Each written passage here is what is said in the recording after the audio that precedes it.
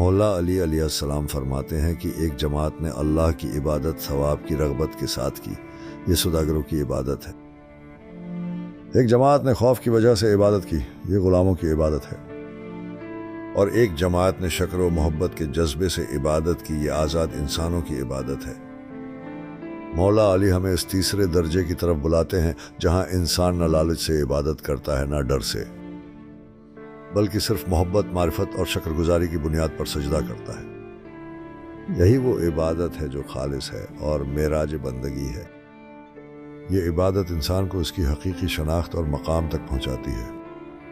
یہی وہ راستہ ہے جو انسان کو اللہ کی قربت تک لے جاتا ہے۔ اس راستے پر چل کر انسان اپنے روحانی سفر کو مکمل کرتا ہے۔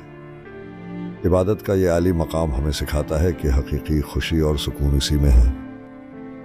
یہ خوشی اس وقت حاصل ہوتی ہے جب انسان اپنے خالق کے ساتھ ایک گہرا تعلق قائم کرتا ہے۔ اس تعلق کی بنیاد پر انسان اپنی زندگی کو ایک نئی سمت دے سکتا ہے۔ یہ عبادت انسان کو اپنے اندر کی طاقت اور روشنی کو پہچاننے کا موقع فراہم کرتی ہے۔ ایسی عبادت انسان کے دل کو سکون اور اطمینان عطا کرتی ہے۔